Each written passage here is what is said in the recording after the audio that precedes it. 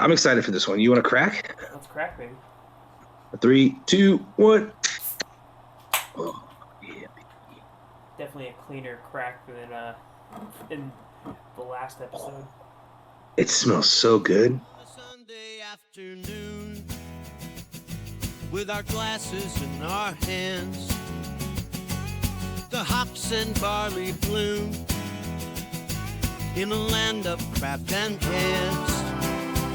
Every sip a story shared, review and taste we dare with our Sunday sips. Sunday sips, every for a trip. All right, buddy. Hello, everybody. Do we count this as episode 2 or episode 3 of Sunday? This is episode 2. Episode 2. The first one we're calling the first one the teaser. The teaser, yeah. I like that. That's fine. Yeah. All right, Kyle, you wanna do the honors? You wanna introduce what we were working with today? First off, welcome back, everyone, to another episode of our critically acclaimed podcast, Sunday Sips. As always, your host, Nick Woodard, the man himself. Hello. And I am Kyle Lucas, the alcoholic himself. Oh, we use the A word. Professional. Today, we have a special thing for you. Special brew. It is called Voodoo Ranger Tropic Force. It's a tropical IPA. This is exciting. New Belgium brewing. Just look, I'm very much attracted to cans that have great graphics.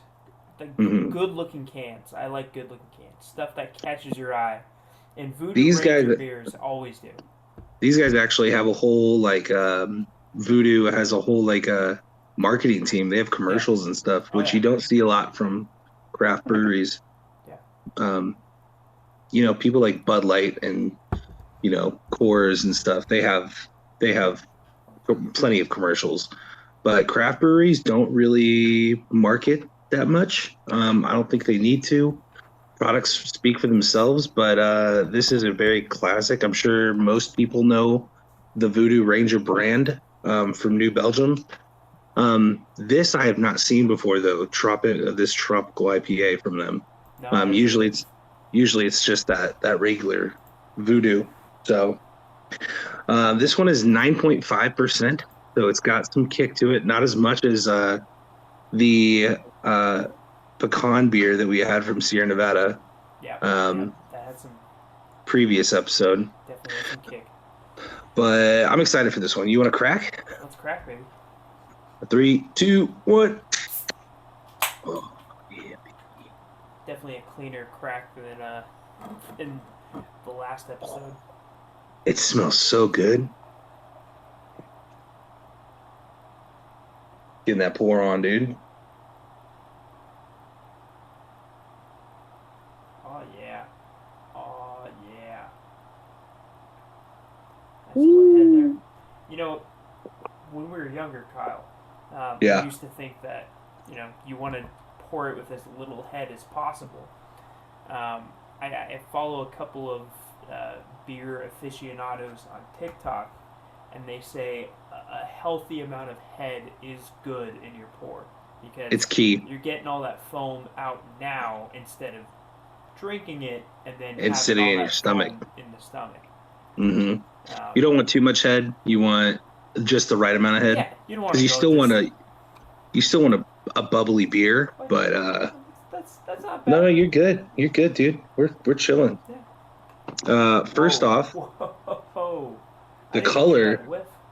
I told you, it smells super good, super fruity, super tropical, right off the get.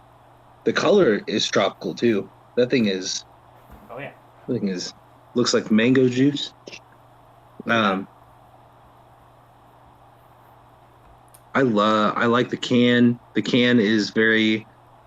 The artwork very much represents the beer color and smell. Yeah. I'm excited. Should we just Should we get right into it? I want right to taste this. Yeah. Cheers, bud. Oh, cheers, pal. Sorry. Got a little too overzealous. Whoa. That's crazy. That is tropical. That is insanely fruity. Oh, that my is goodness. that is one of the fruitiest beers I've ever had. I was not expecting that. All right, so I pulled it up online.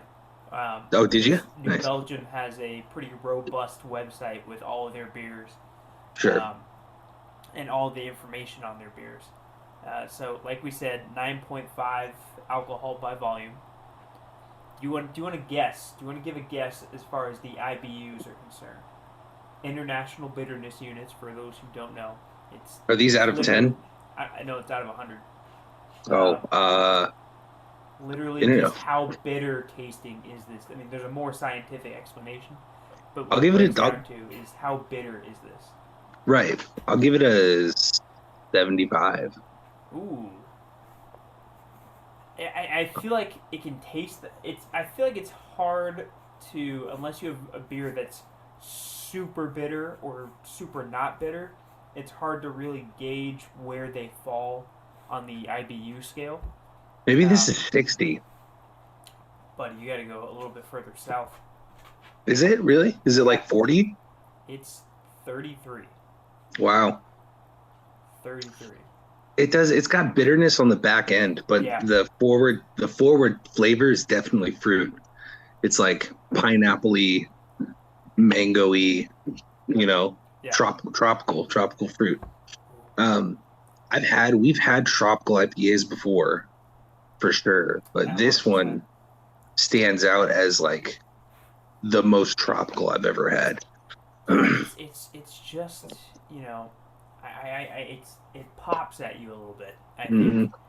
Got a snap. I think I wasn't expecting, and I'll roll off the hops here, just for those who are hop heads to know. It's got Mosaic, Chinook, Pato, Pahto, Galaxy, Strata, Lotus, and Sabro. So that combination obviously working wonders here. Excuse me. Yeah, like I said, last episode, we're gonna get a few burps in this. Definitely Mosaic hops. It's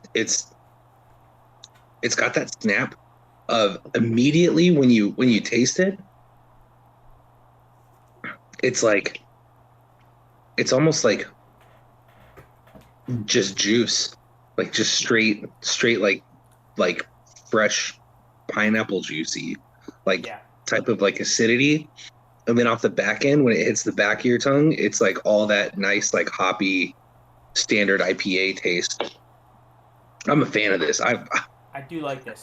So this is great. So for our scoring later, it's important to know that they categorize this, at least online. I haven't seen the word actually on the can yet, but they categorize this online as a hazy imperial IPA.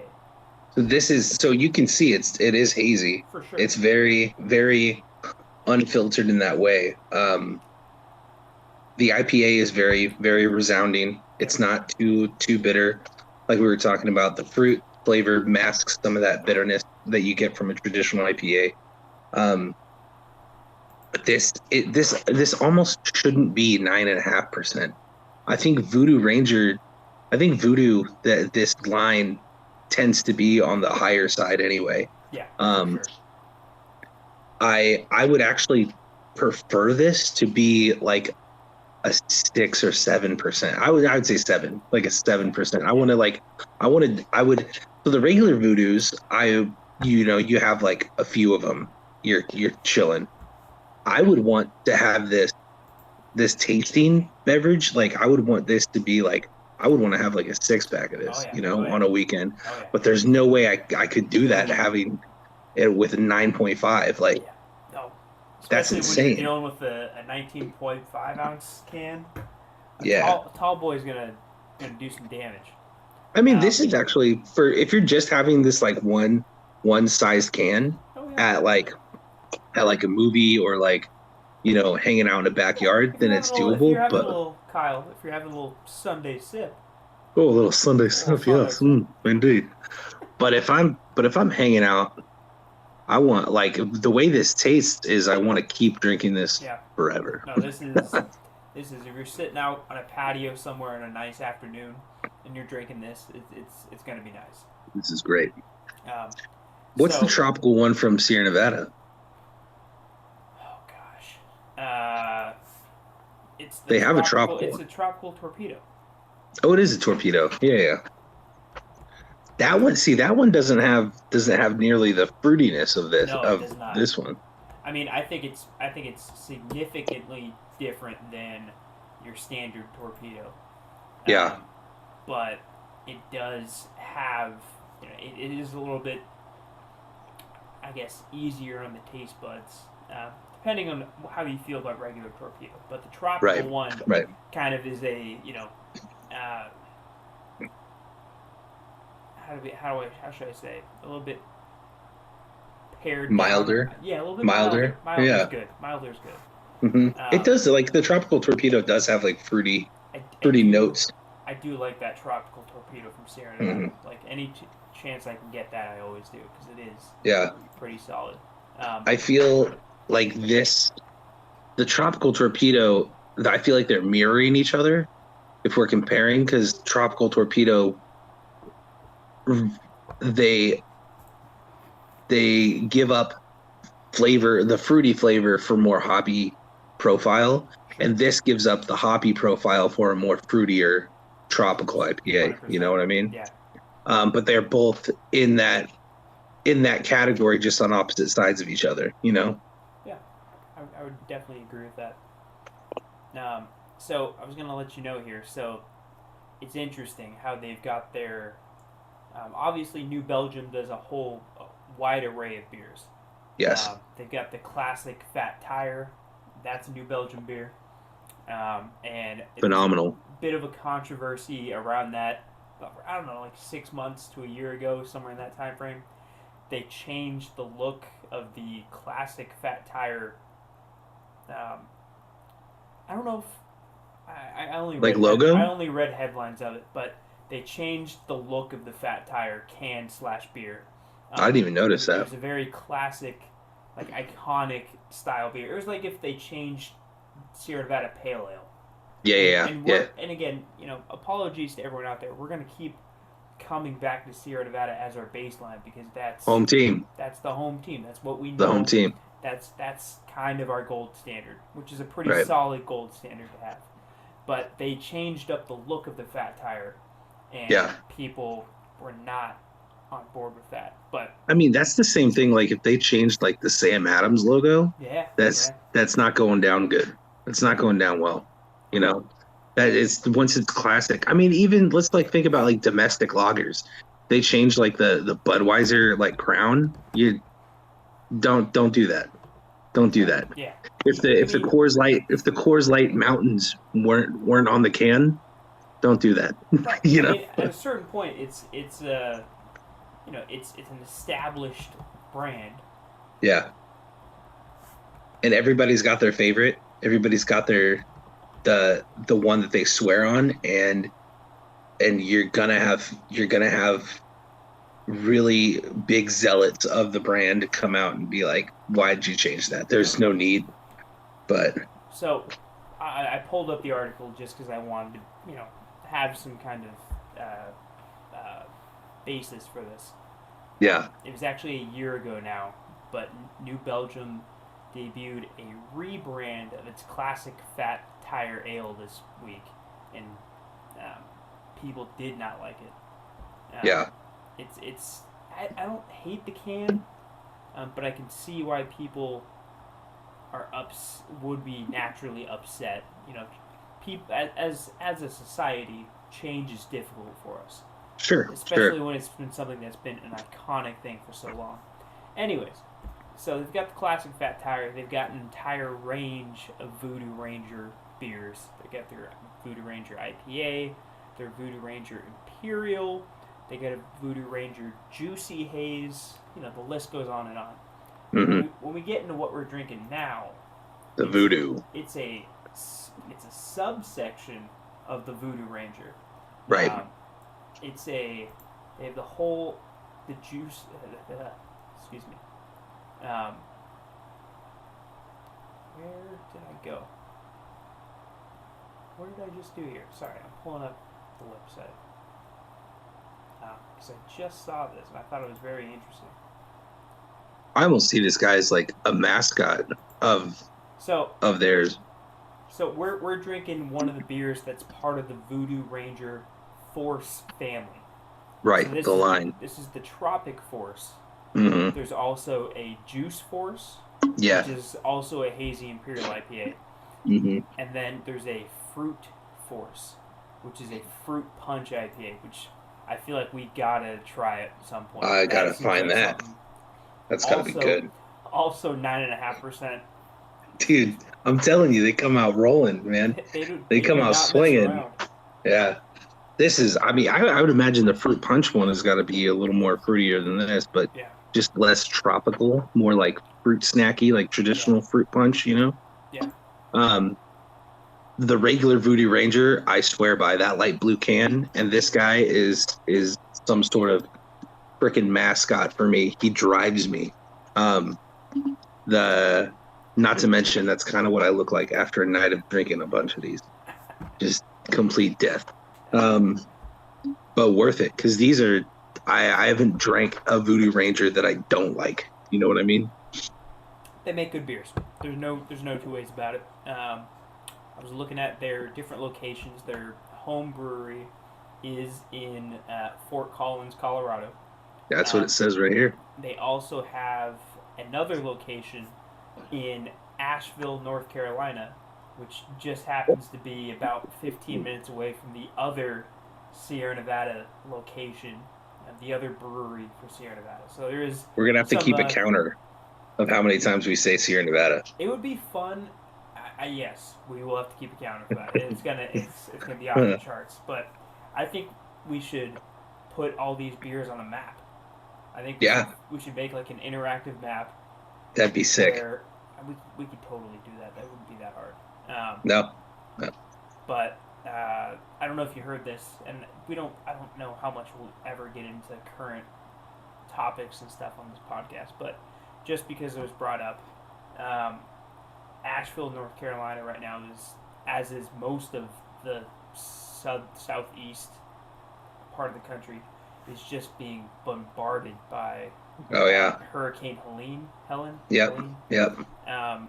And ironically, we were talking about visiting Asheville like this time of year. This time, yeah. And it ended up not happening. We ended up going a different direction. But like there's videos of just entire streets being just swallowed by water, and like, you know, obviously it's a terrible, terrible thing. But just that sucks. I woke up today and I was telling Brittany, I was like, man, we oddly enough made the right choice in not making the trip out this year, and obviously we hope everything recovers. And Asheville, I've never visited, but it's supposed to be an incredible place. Tons of great food. You know, more breweries per capita than anywhere else in the country. So that's crazy. Seems like Disneyland for me. Sounds like paradise. Yeah. Yeah. So you know, I'm looking forward to being able to visit at some point in the future. I'm sure. From what I understand about Asheville, it's a very tight-knit community, a lot of resilient folks. I'm sure they will, get things back in order, and get back to, you know, being the prideful community that they are. So, sure. Anyways, I just saw that and I thought it was interesting. That's really cool. The thoughts and prayers to those affected by the hurricane. Yeah. That's terrible. Stuff, dude. But again, every time I take a sip of this, we're talking. Every time I take a sip, I'm just punched in the face by a freaking pineapple, and I don't hate it. Dude, they have again, I'm just looking at the website right now. They came out with a atomic pumpkin spicy ale. Hell yeah! It's got pumpkin, cinnamon, habanero chilies. Whoa. That is a new take on a pumpkin beer. That's crazy. I was thinking about this. We should probably try and fit in an Oktoberfest beer. Yeah. While we still can. Yeah. We'll do that in a future episode for sure. Yeah. Mm-hmm. Because right now we are sitting here exactly 1 week away.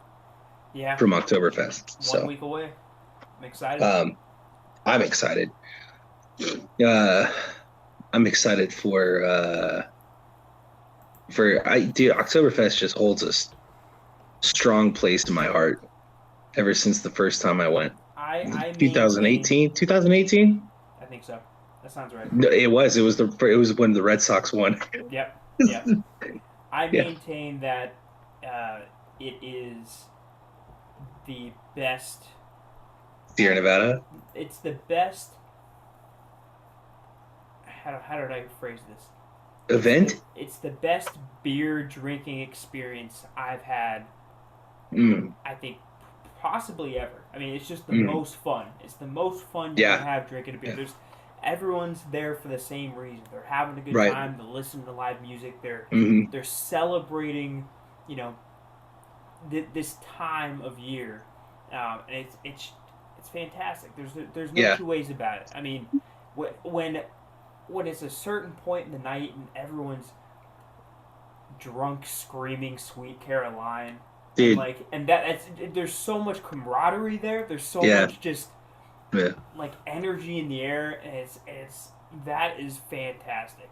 You cannot beat that. Right. There's plenty of events in Chico where we are, like the like beer camp put on by Sierra Nevada. I mean, there's other events too around town, and even if you compare it to beer camp, which is their other big festivity, their other big event, it's beer camp's fun. It's hot, but we went this last year. It was fun. It was fine. Right. But it's not as uniformed. It's not as collective as Oktoberfest. And I feel like Oktoberfest, the vibe just is uniform. Everybody's on the same wavelength. Beer camp, you got vibes over here, different little niches of vibery, if you will. And Oktoberfest is you could just look at someone and nod and raise your glass, and they're like, hell yeah, and they give you another nod. You're just all having fun. The food's great, the beer's great. So of course, like any other event, certain years are going to be more fun than other years. Sure. But I never complain. It's just it's all around exciting. It's consistently a great time, and especially it is. You bring a great group with you, and we for the most part, minus one, maybe two people, have a pretty great group that we bring year in, year out. Yeah. Yeah, minus those folks. Anyway, we can cut that. Cut that. Or leave it in. Or leave it. Yeah. This back to the Voodoo. We should get around to rating this. We should. We should put this in just the traditional. I feel like tropical IPAs. We should just be in a tropical IPA category. Should we just do IPAs, or do you? It's tough because can you put this up against a Sierra Nevada, pale ale? Yeah. Can you put it up against a standard IPA? Does it make sense for it to do that? I don't know. I'm gonna compare it to a tropical torpedo. And I guess my secondary question is: are there enough tropical IPAs out there to make it a category for their own category? I think we let it ride right now, and we just compare it to a tropical torpedo. Sure. I would, Ken, I love you, but I would rather have this than a tropical torpedo, and that's crazy. That's crazy that I just said that. That is bold move there, pal. This just screams big vibe energy. The BVE, if you will. The fruitiness is punchy, but it's not overwhelming. The only drawback I would have from this is it's just a little too heavy, because if you're gonna give me something this good tasting, I want to have a few of them and remember it. Yeah, it's gonna be a problem.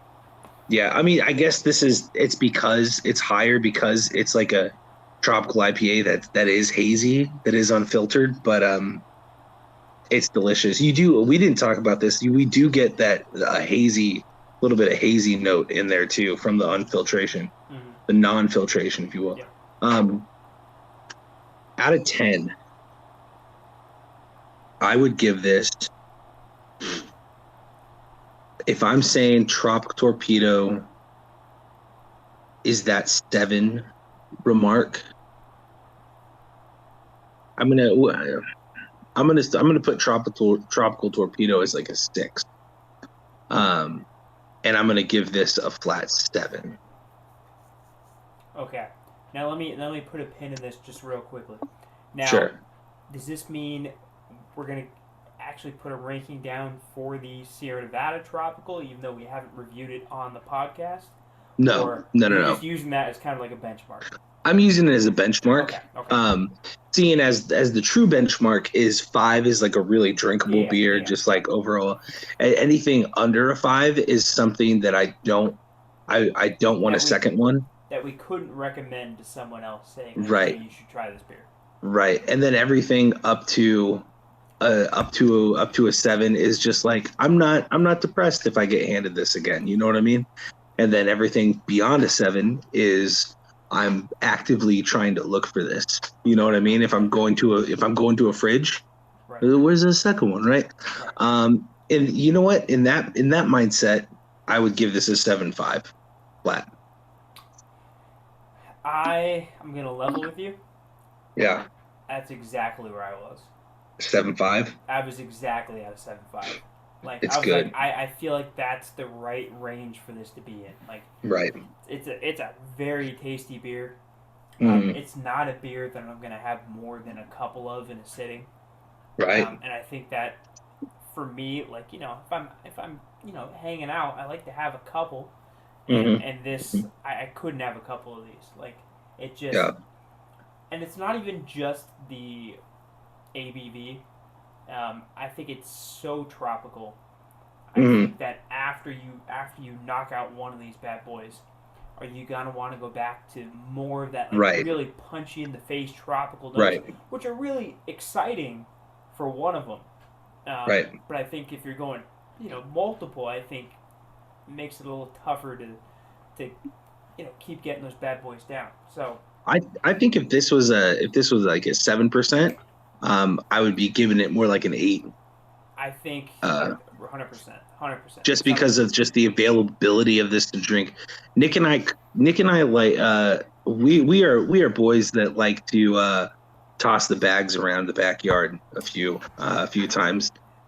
During nice weather, we play some cornhole. And cornhole connoisseurs, if you will.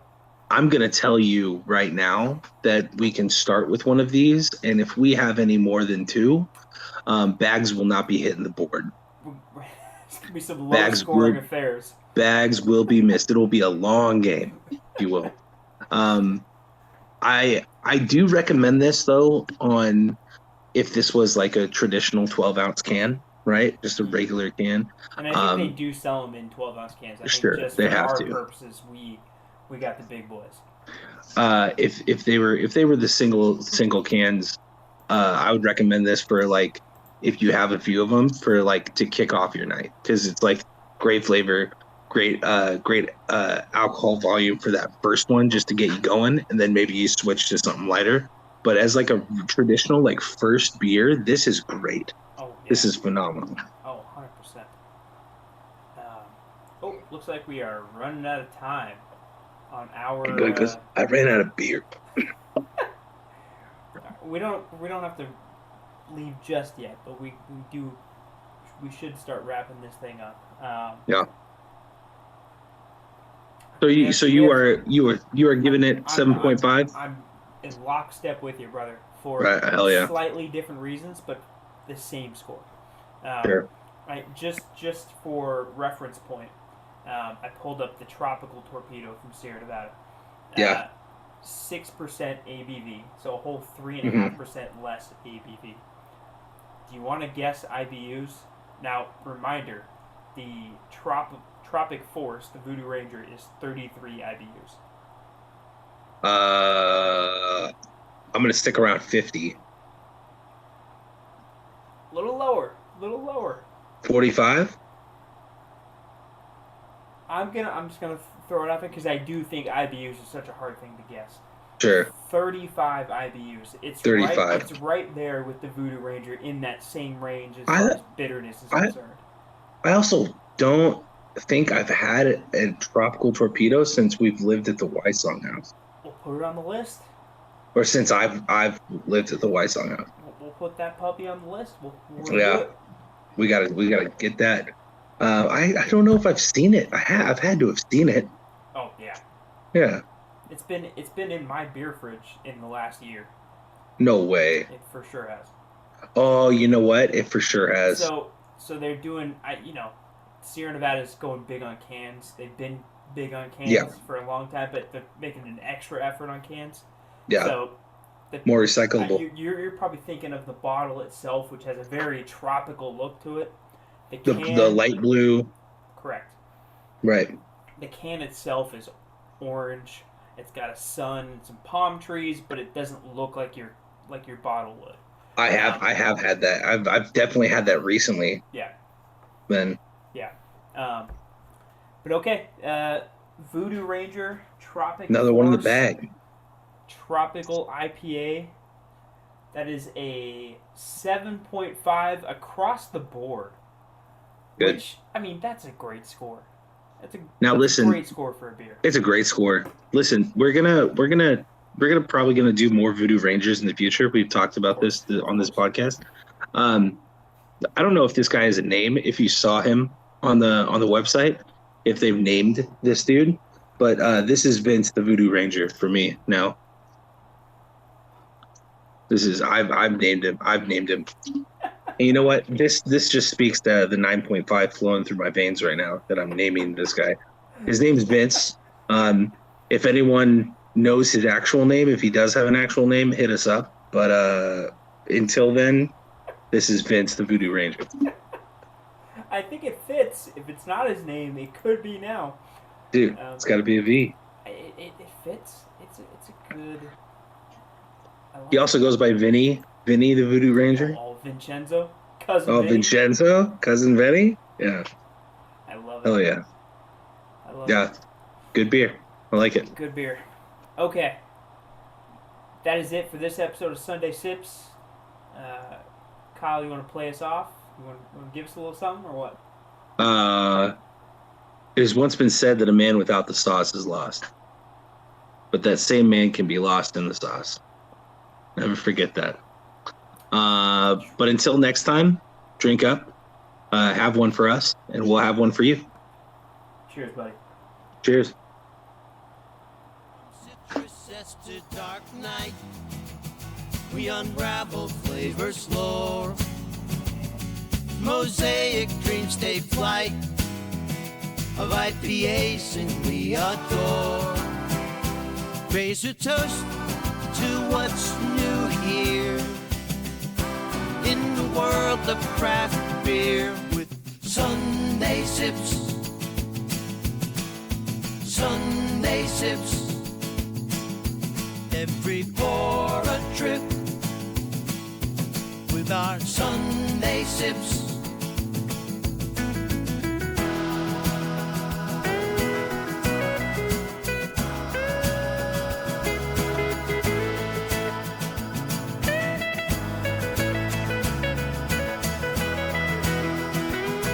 Each note we hear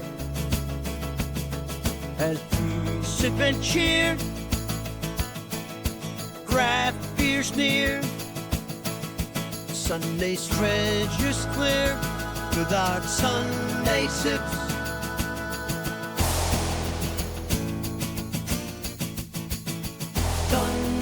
stiff and people adrift with a Sunday